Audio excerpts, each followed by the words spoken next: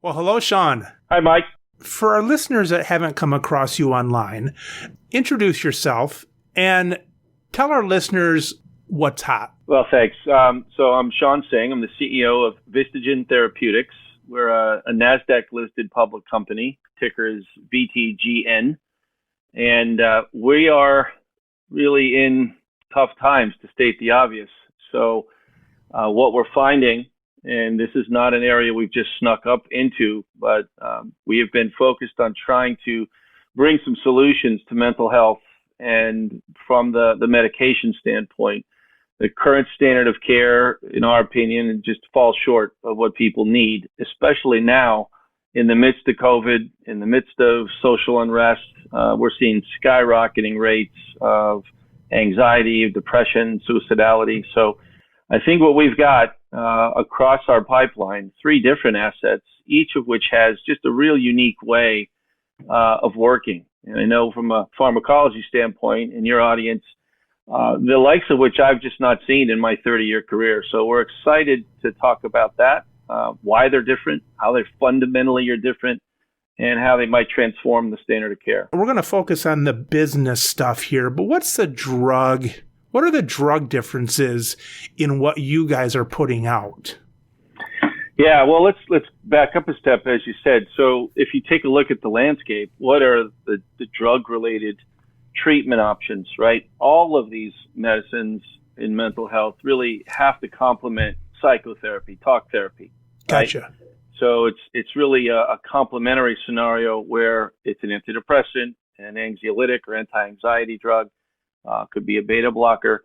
But let's take social anxiety disorder in particular, right? And this is a real intense fear of judgment, humiliation, embarrassment that people have persistently, really over what many would consider everyday situations and circumstances, whether they're social or performance. So a job interview, a date, a presentation to your colleagues in a work or an academic setting.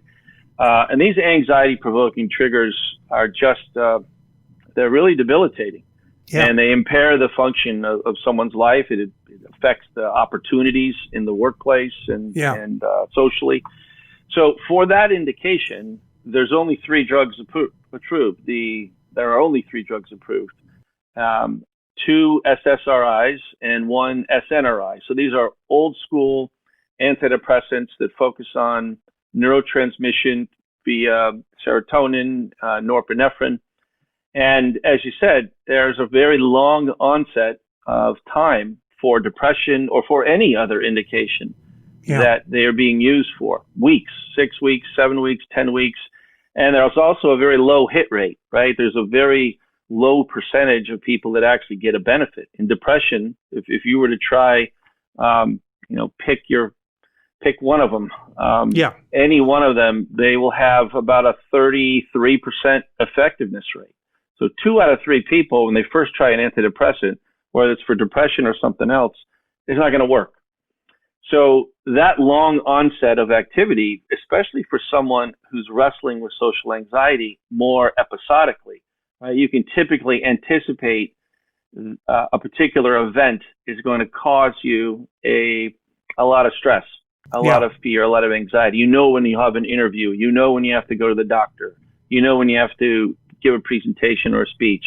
And so something that comes upon you acutely, almost like an asthma attack would, or a migraine, right? You need to slip something right in front of that, that can knock that down, not take something that, you have side effects for a long time and they may or may not work. So chronic use, everyday use of antidepressants for social anxiety in particular, and many anxiety disorders, just isn't cutting it.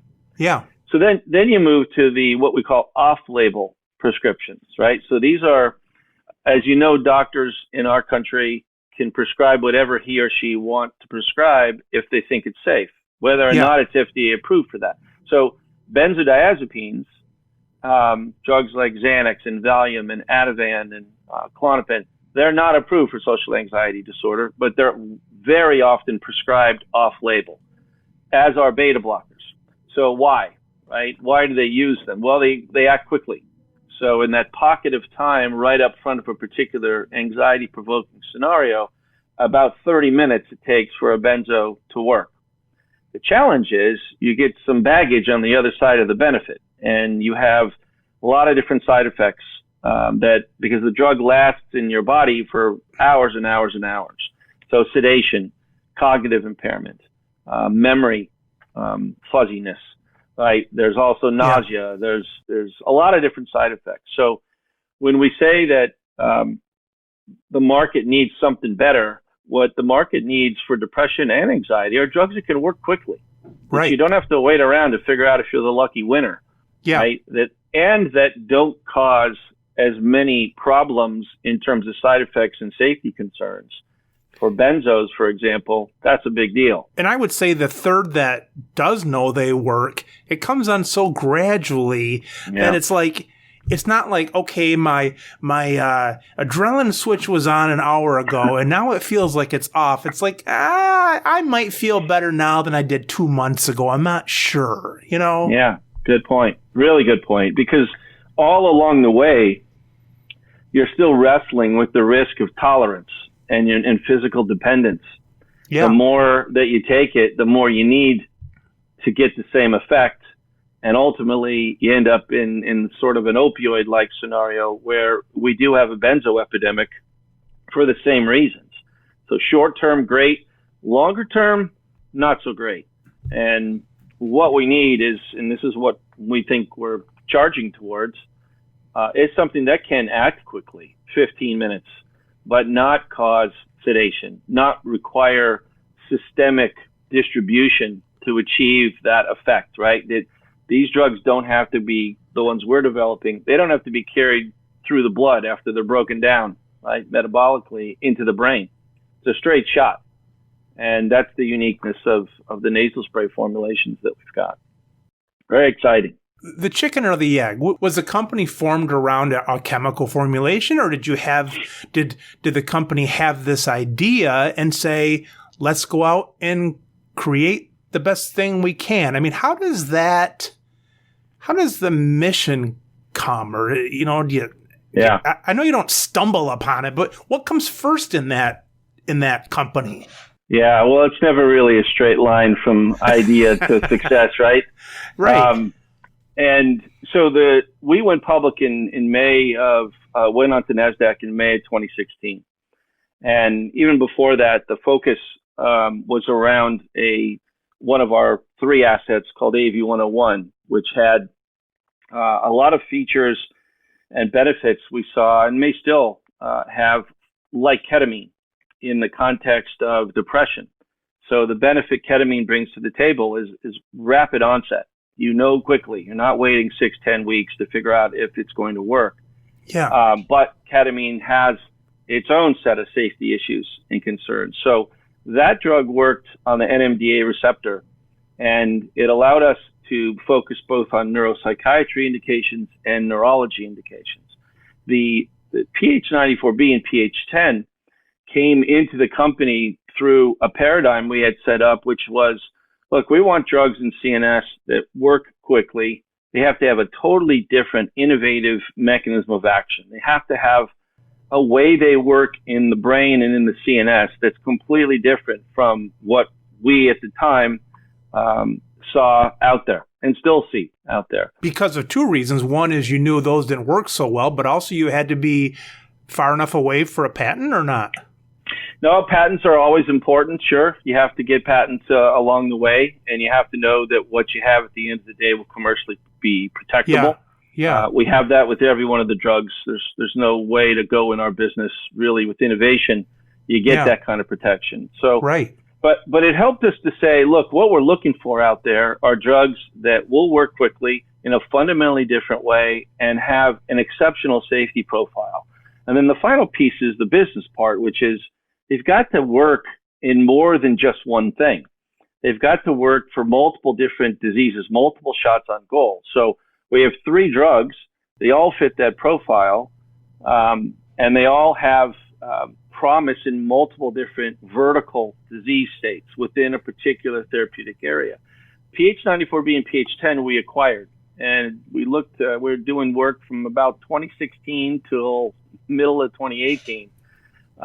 Our own homework, our own due diligence, working with what is a terrific little company that we acquired these two assets from, a company called Pharmaceuticals nearby here on the peninsula. And they did some real groundbreaking work early on. Dr. Louis Monti was the inventor. And they took it to the point where we took the handoff. And so we're now at a spot where we can execute the later stage clinical studies, the commercial component, the regulatory activity, but they fit so nicely. PH94B for anxiety disorders and PH10 for depression disorders. The PH stands for pherine, so it's a type of neuroactive molecule, a pherine, not really a neurosteroid, but it acts in similar ways in the brain. But not some of the negative connotations associated with steroids. So not like anabolic steroids or even endocrine issues with the neurosteroids. So Shawn, your three drug differences, what are the drug differences? PH94B is for multiple anxiety disorders. The lead is social anxiety. Following that, the other verticals within that anxiety disorder arena are postpartum anxiety, for example. The drug, because it doesn't get into the bloodstream, it's not systemically taken up to achieve its effects. We think it's an ideal drug candidate for a breastfeeding mom who has a lot of anxiety in the few months after birth, but doesn't want to pass any of that to their child, through the breast milk. So it's got a really interesting spot there. Post-traumatic stress disorder is another potential place where after exposure therapy, we see a potential opportunity for PH94B. Preoperative anxiety. So when you go into surgery, often a doctor will drip IV Ativan for an hour before that procedure. Well, that's systemic. Again, if you can avoid systemic involvement before any of these types of procedures, all the better. You go get a closed MRI. A lot of people have trouble right up front of that MRI experience. If you can 15 minutes before take PH94B, you're going to have a different experience. So those are the kinds of verticals. And the PTSD might be like 4th of July coming up or something. You don't have to start planning for this in April. Good point. You plan on it at noon on that day or something. You're right on track. That's number one. The second one is PH10, and that is for depression disorders. So PH10, whereas PH94B will inhibit neurotransmissions to generate calming effects, PH10 is the opposite. It works through the amygdala and it will stimulate neurotransmission activity to generate antidepressant effects. That is for major depressive disorder, treatment-resistant depression, suicidal ideation. So there's postpartum depression. Again, a big opportunity there. So these are ways that you can pivot with really safe drugs. At least that's what we've seen so far in all clinical development. And when you have that benefit, which is unusual in drug development, especially CNS, it really allows us to get patient experiences in open label studies in multiple different disease and disorder states. And that's why you ultimately can build, a universe of indications around a particular drug. And the third vertical is neurology. So AV101 is our oral drug. It's got some potential, we believe, in depression and suicide, but also in neurological indications. So if you have Parkinson's disease, for example, you have to take levodopa, right, for your dopaminergic neurons that you're not producing as a result of your disease. But when you take levodopa, it will cause a movement disorder called dyskinesia. The drug itself causes another problem. So we see that as an opportunity with our drug. We've done some terrific work in monkey studies to show that we can reduce that dyskinesia without affecting the benefit of the levodopa. So it's an opportunity to fix one thing and not cause another, right? Yes, exactly. In pain, for example, we have some studies where we put the drug up against pregabalin, which is Lyrica. And in a case like that, or in a case where you have an opioid, you may be dealing with the pain, but you're either causing sedation or grogginess or addiction. So again, there we have fast track designation from FDA for depression and pain for this oral drug of ours. So again, that's a third vertical where you have multiple different, a third business set that's associated with each drug. And that's the way you got to look at it, because you want to get the best return for investors on the opportunities that we're investing in. When you have a vertical, and let's say that 4 diagnoses are better than 1, is that because you can market to a bigger crowd, basically? I mean, there's 4 groups of people who are maybe interested in this.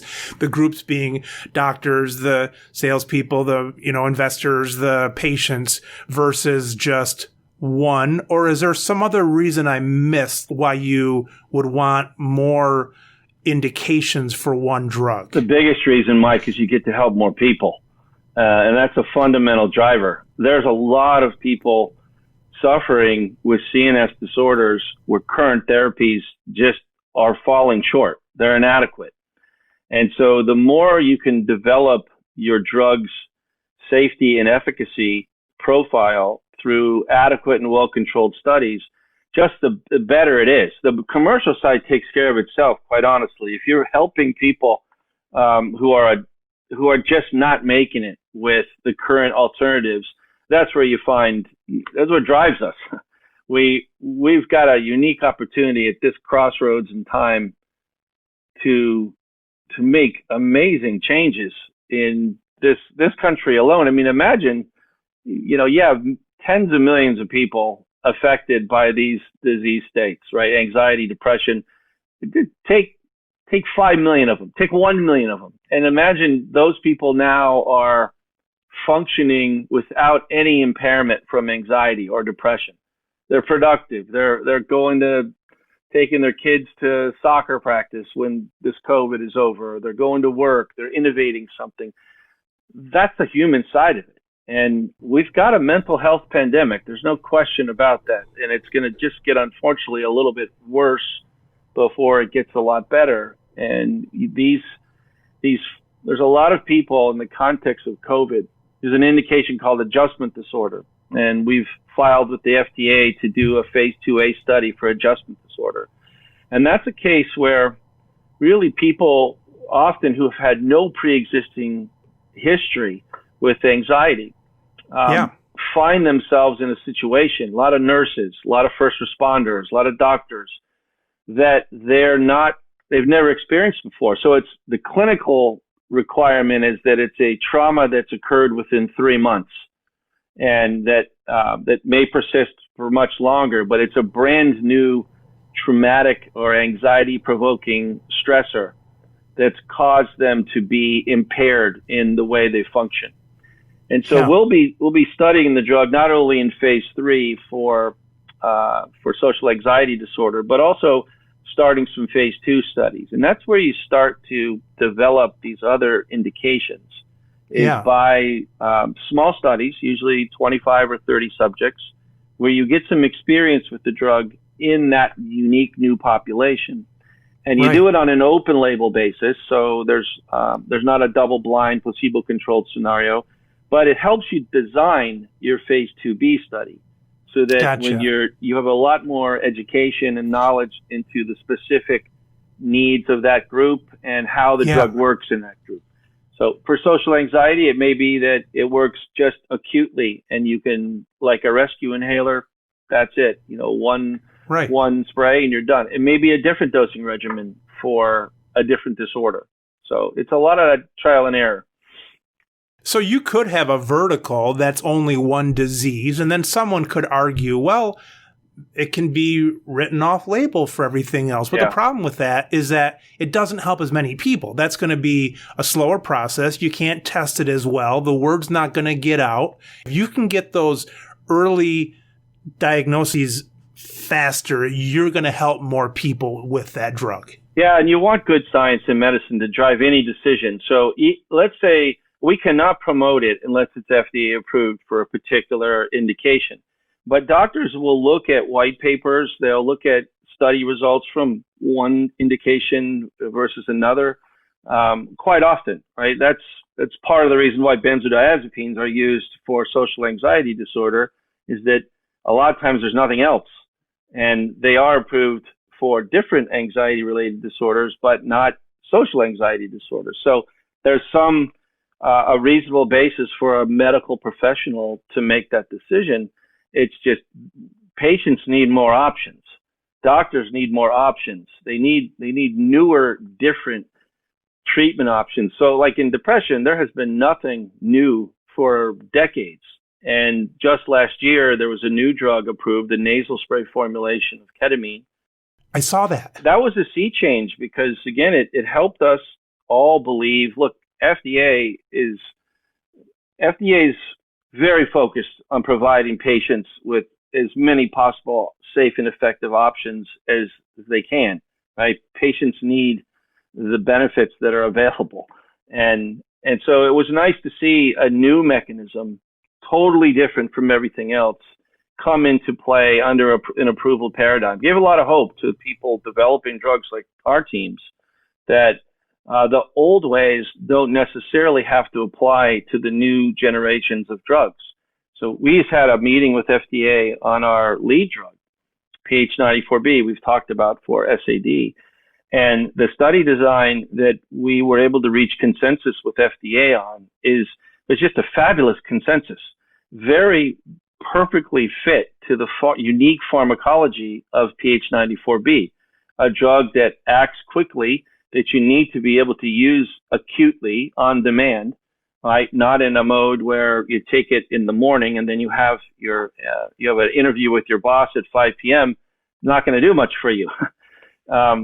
So you need a study design that fits the way that a particular drug works and takes into account all the safety issues, because you want to be able to assess the efficacy of the drug in a pivotal setting, and to reduce potential variability and outcomes. We were just excited because our phase 2 study was a highly statistically significant study. P.002 was the p-value. And, a lot of drugs in my career have been, P.05 is statistical significance. 002 is a whole different level. Right. So to be able to have that study design, it's a public speaking challenge in a laboratory simulated public speaking challenge. And to be able to do that in phase 3, especially in the midst of COVID, so we don't have to send people out into the real world to experience a broad diversity of stressors. Everybody will get the same challenge in the same setting. And that really simplified the effort associated with the forthcoming phase 3 studies, and reduced a lot of costs, reduced a lot of time, but it really was showing FDA's very progressive mindset and really unique care in assessing the specifics of this particular drug and how it fits into a study. And it didn't need to be studied like the older drugs.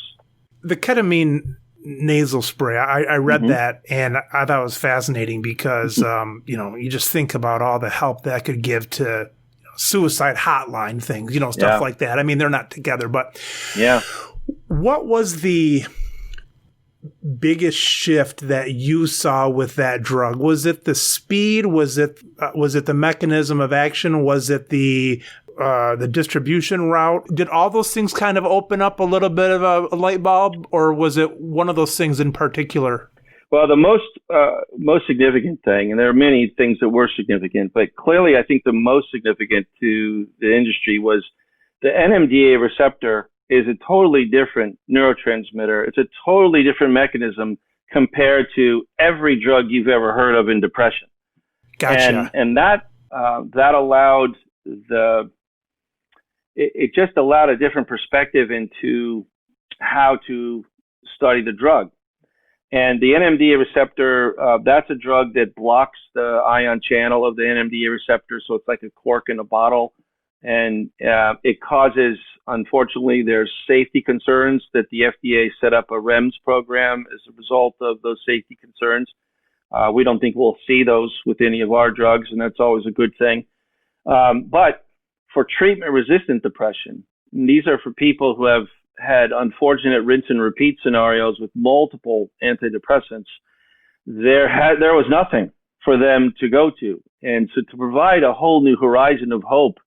And yes, there are definitely things to consider, right? You have to take it in the clinic. You have to take it, come back and get maintenance treatments. You have to watch blood pressure. There's still some hoops and hurdles, but for someone who's suicidal and nothing else has worked, boy, I mean, it's an option. And I think specifically, of veterans and communities where we know there's a high prevalence, and now COVID, because your benefit from antidepressants is reduced as time goes on. So some people have taken 6, 7, 8, 10 different antidepressants. They've taken them for 10, 15, 20 years with still no benefit. And I remember going to the FDA advisory committee meeting, and I was just impressed with the mindset that says, yes, there's some safety concerns here. You get hallucinations. That's why you have to stay in the doctor's office for a while, and only can take it in the clinical setting. Ketamine is still a scheduled drug.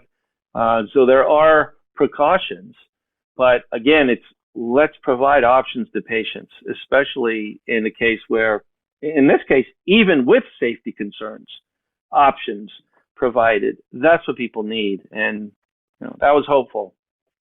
God bless you guys for moving on this, because it really sucks that the one indication that you don't want to have a drug that takes 3 weeks to start helping, and then you got to see how it's going, then you got to taper off. And if there could be any indication that would be a terrible way to move forward, it would be for depression. Yeah. That's all you need to give a depressed person their 9th different drug. Yeah. In the meantime, they've put on, 40 pounds and they don't know if it's going to work for 3 weeks. I mean, that's just a bad, it's a bad combination. No, you're right. And typically the scenario is there's an add-on dynamic for mental health professionals and doctors, right? So if you take an antidepressant, it's not working, you're either going to add an atypical antipsychotic on top of that, or try another antidepressant, or both of those. And so you're still depressed. You've just washed out. You might probably had anxiety in the first place when you took it. There's the comorbidity of anxiety and depression is staggering. It's difficult. But you're right. This whole idea, especially with esketamine, though, the gap that seems to still be there with Spravato is between visits. It will help kind of clear the hard drive, if you will, for someone who's treatment resistant. But what do you do in between? And so what we think people need, and we have this thought in mind with AV101, and the same thing with PH10, is you need to have something in between those visits to maintain the benefit, because we know the effect of esketamine and ketamine wanes over time. That's why you have to have maintenance visits. So ideally, that's just one indication for our depression assets. I think what we really need is a new standalone, earlier in the lineup treatment option, so that you may still want to take your original old school antidepressant. Payers may require that. But then right after that one doesn't work, the new generation of antidepressants must work faster. They must work within days, at the most days, sometimes even hours. And the new mechanisms can achieve that. Just like the SSRIs replaced the tricyclics back from the 50s and 60s, there's a whole new generation afoot that's got mechanistic benefits that are just phenomenally different than the current generation of drugs. So we hope to prove that out with PH10, and that's certainly the road's been tapped onto a little bit with esketamine, and that came after IV ketamine. The nasal spray as a treatment option for a real significant disorder like depression, it's nice to know, because it'll change some perceptions out there. And when we come along with PH94B and PH10, both are nasal spray formulated. The reason they're nasal spray formulated is the receptors that they activate and the neuronal activity they activate, those are in the nasal passage only. Really? So you could drink a bottle of each of the drugs. It's not going to do anything to you, but you've got to, and these are, Mike, these are microgram doses, not milligrams. And so if you spritz just even a little on the receptor and you set in motion a sequence of neurotransmissions that are mediated via the amygdala, ultimately, you've got a direct shot. That's why it's rapid onset.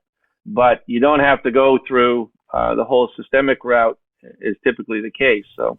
Well, that's fascinating because, yeah, I mean, like with Narcan, the opioid antagonist, it's like, hey, if I'm dying of a morphine overdose, I want someone to stick me with like a 3-inch needle into the heart. I don't want just this sissy nasal spray, But like you say, this sort of paves the way to say, hey, this works. Yeah, these are transformative. You're a smart guy, but you're not classically medically trained.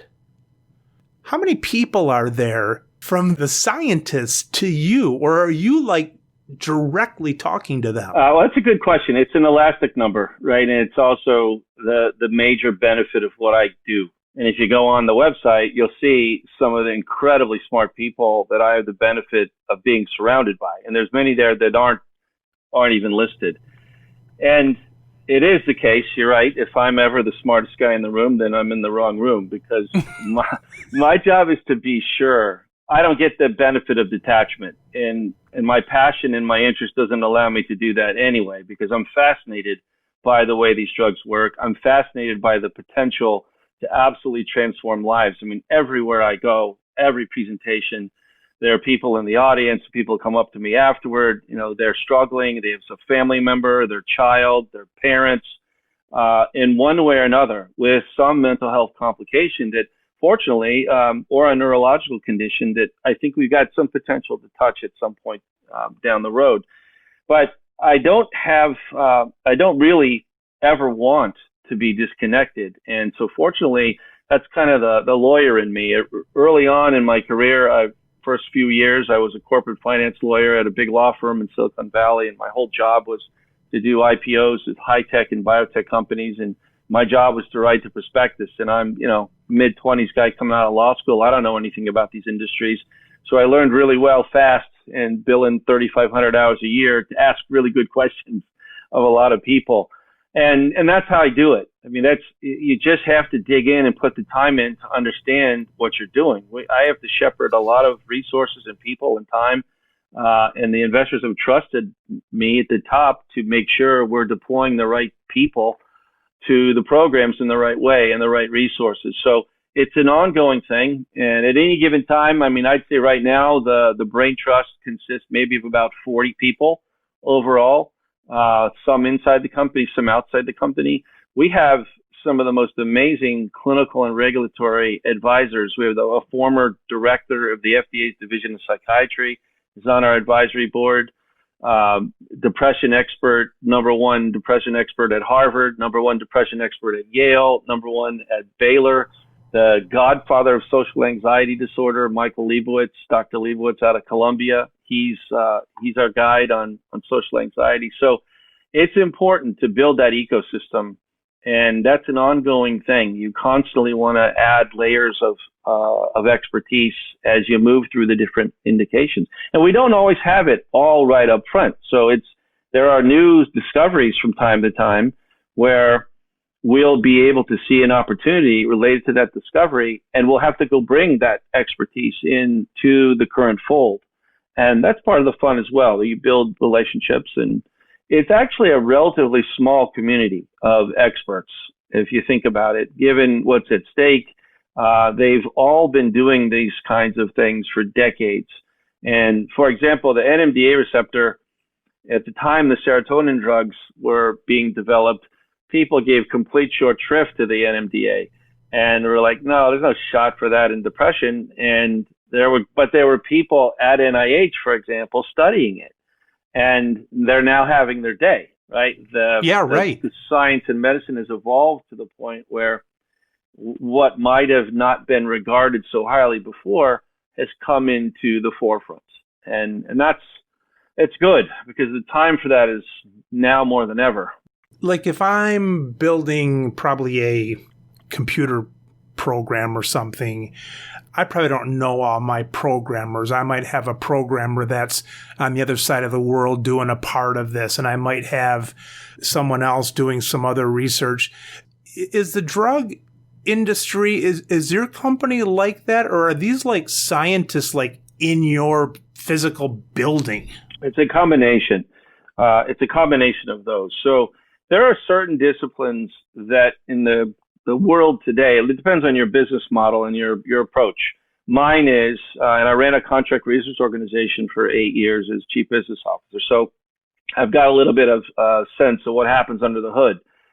And there's a lot of resources, especially for smaller companies, that you just don't need to own. You need to use them on a flexible, real-time basis. So, for example, contract manufacturers or wet lab preclinical work, right? We don't need to own the capability to do animal studies, or we don't need to own the ability to manufacture our drug as our company's model, because there's a lot of resources out there, especially alumni of large pharmaceutical companies that are now working in these other industries. So those are the people I don't know directly, right? I will know them vicariously through those on our team who have the primary responsibilities of dealing with those disciplines. And those contract manufacturing relationships or contract preclinical studies, there's various aspects of the drug development process that you just don't have to own. The core disciplines you do, and you need competency in all of them, but you don't need spread teams across all those areas. Well, it's just like in the podcast now. I'm renting this capability to talk to you. I didn't build it, that kind of stuff. You just don't need all that. No, you don't. Somebody does, but we don't know. Yeah, someone does. So during your day, typical day, how many people are you talking to? Like, how many people do you run into and say, "Hey, Bob, hey, Fred," and you talk a little bit about stuff? How many is that per day? Each day is pretty long because we're like, we just had a partnership that we put in place, a real great partnership with a group over in Shanghai for key Asian markets. So there's on the one hand, there's Japan, there's China, there's Korea, and then on the other hand, there's Europe. And then in the middle of all that, we've got the East Coast, and then finishing off the day with the West Coast before the Far East starts. So 24 hours a day. On a daily basis, it fluctuates, but it's probably just specific contacts through email and through phone, a couple dozen minimum. And if in pre-COVID times, when you're presenting to audiences, then it's a heck of a lot more than that. But yeah, then it's a lot more than that. The pressures of right? The anxiety of working at home is a real thing for a lot of people. We're all more productive. I think we've passed the test that says we can be productive working remotely. And a lot of CEOs were skeptical of that, and we got forced into this experiment. But I don't think that's going to change much. I think the way our business in particular is run, I think there's going to be a lot less business travel, and there's not going to be a travel across the country for one meeting kind of thing anymore. And we have a lot of benefits as a result of remote activity, and especially no commutes in the Bay Area, especially. Right. Did you say the pressure of on? Do you mean that you're always on because your office is only a step away, right?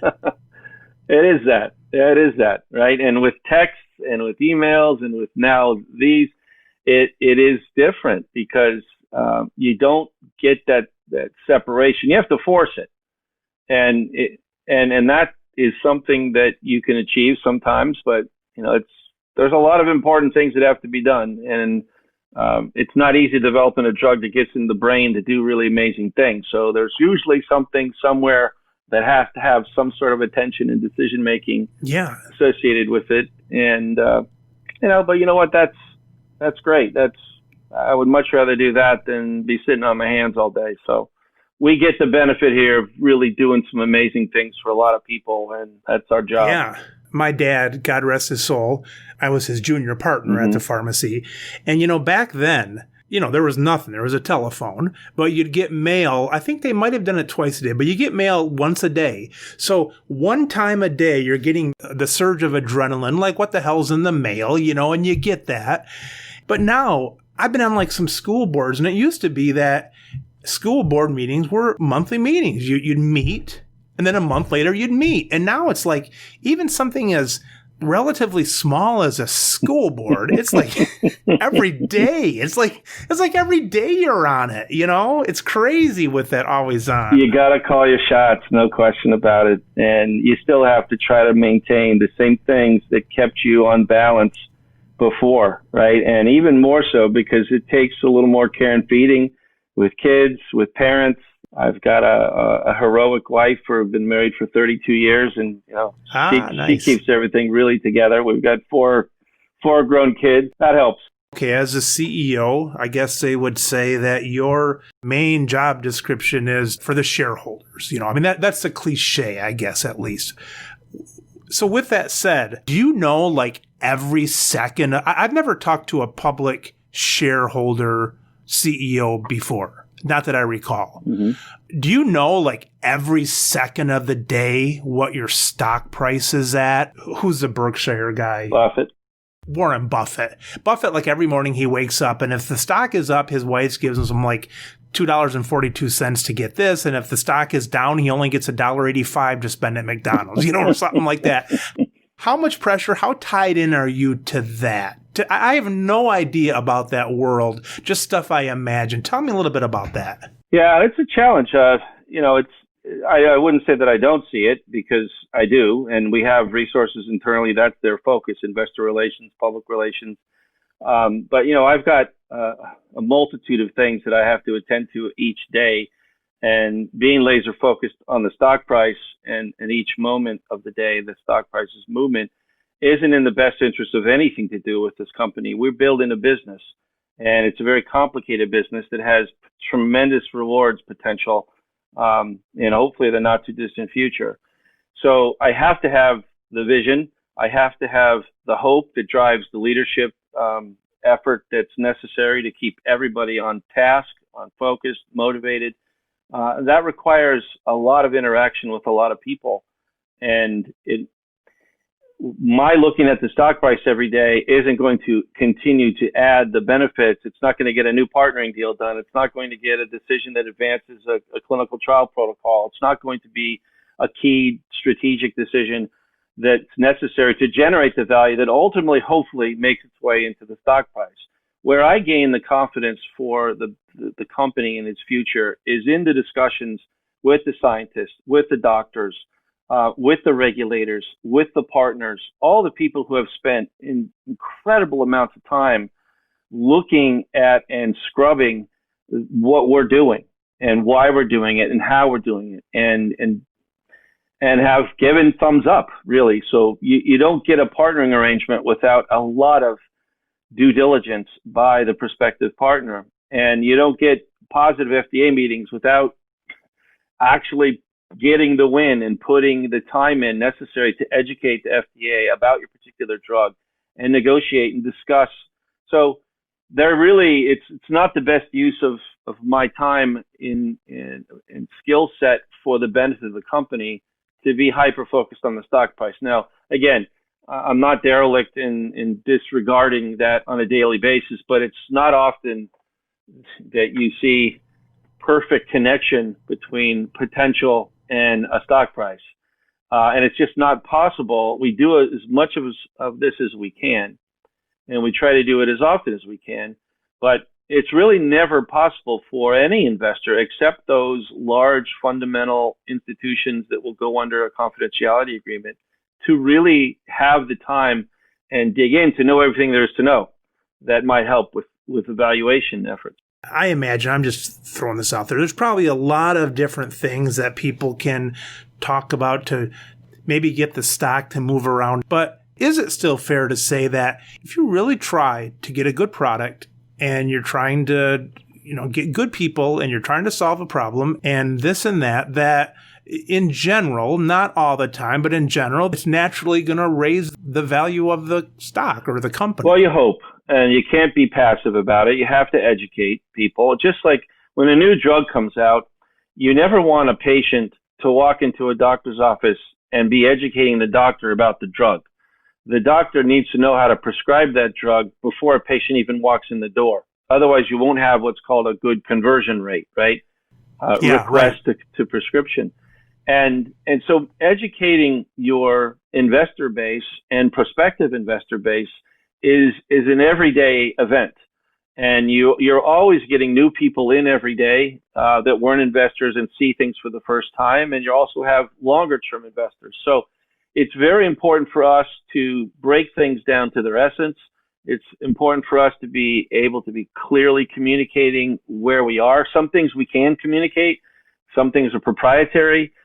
People always want to know more than you can actually tell from a strategic. There are certain things that if you just still have to be mindful of normal business strategic conditions and circumstances. And so you do the best you can to execute in a way. I call it the mom test. And if my mom doesn't understand it, then we're not doing a great job. And, sure. And so that's typically the area where we at least want to hit that. If people understand it better, then they might say, hey, that's something that I believe in and I might want to invest Correct. in. Yeah, and social media has really helped. Everything digital has helped. The virtual environment is actually going to help. I think more people staying home are accessing podcasts and video casts and webcasts. But that's something that we have a concerted focus on. We need to do. You can always do better than whatever you're doing. In that regard, and communication is a priority. And it may seem sometimes to people that we're not saying all we can say. And if that's the case, then there's a really good business reason for their benefit that we're not. But most of the time, it's simpler than that. What do you have? Why do you like it? What's the next step? What's ahead?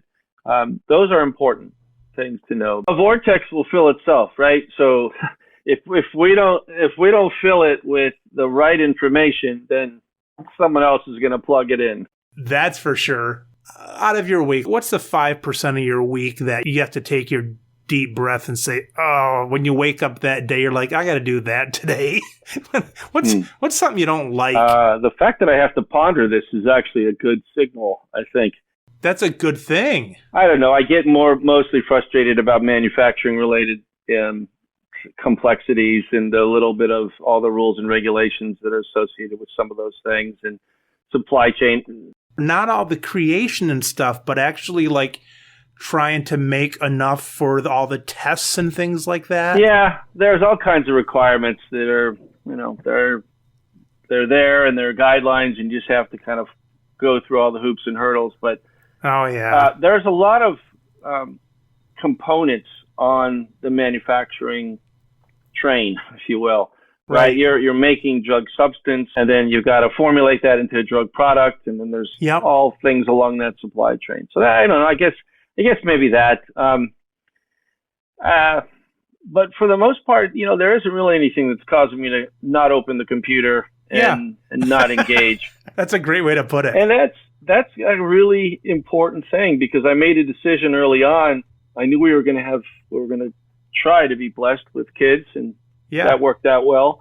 I just wanted to be able to say, you have to make money, but you want to be able to make money and help people. And this was the industry that I saw that as possible. So I remember that every day, and I know how medicine can really help. I've had my own traumas over time, and I've learned a lot to be thankful for. So. Are there a few hours of the week that you particularly like about the job? Yeah, most of the week I like about the job, honestly. And when we talk, I love talking to the clinicians. I love talking to the scientists who really know how to lay out why what we have has a real great chance of working and actually helping people. I love the learning. I love figuring out what's the standard of care, what's the state of play out there. How can we make an impact? Where do we fit? I love that. And the more that you see problems in the media, and we've been seeing this for now, 7 months. Right. The more what we're doing makes me happy that we're doing it. We didn't just start this, 7 months ago. We've been on this track, and it hasn't always been okay to talk about mental health disorders. And I think that's one of the best silver linings of this pandemic, is that there's a destigmatization that's occurring. For and sure. People realize people are going to need help walking through some of this stuff. And that's good, because we should be treating depression and anxiety like we think of when someone's told they have breast cancer or prostate cancer. It's like, all right, here's the deal. Let's go do this, this, this, and this. Yeah. That wasn't the case that many years ago with those two indications. They were quiet. And now I think that's where we're moving. That's really where I hope we end up as one silver lining from this COVID trauma, is people feeling it's okay to reach out for help. We have a whole section of our website dedicated to finding help. And I want there to be a day where that's normal to do and it's okay to do. And whether it's our drugs or anybody else's drug or just talking to somebody, that you have to get engaged. And we have all kinds of ways on the website, on our Finding Help page, for people that need that kind of guidance. What's the address? www.vistagen.com. VISTAGEN, Vistagen.com. I heard someone say one time, we all have a big potential for having a mental illness. It's just like blowing up a raft, and at some point the seam is going to crack somewhere. And in this case, the raft just got blown up a little bit quicker than usual. These numbers are staggering. I mean, we've got 10% of America, based on CDC data, just done in June, 10% considered suicide in June. That's almost 40 million people. We've got 39% of Californians, 39% of our 38 million people just in California reported having symptoms of anxiety in last month. I mean, these are staggering numbers, man. These are not jokes. And then on top of that, the help's not there. They can't travel, they can't get to the doctor and all that kind of stuff. So there's never been a better time. Well, Shawn, thank you so much for joining us. This has been really enlightening to me. I didn't know a lot about this stuff. I've got like one shareholder. It used to be my dad. Now it's probably my dog or something, but I don't know. But that's been very enlightening for me. So I wish you guys all the best. Those are fascinating drugs and so important. So I'll be watching closely. Well, great. I really appreciate the time to have a chance to talk to you about what we're doing, and thanks for the focus, and thanks to your listeners for paying attention for all this time. So I wish the best to everybody. Well, Shawn, thank you so much. We'll talk to you again soon. All right, Mike. Thanks again. Bye-bye.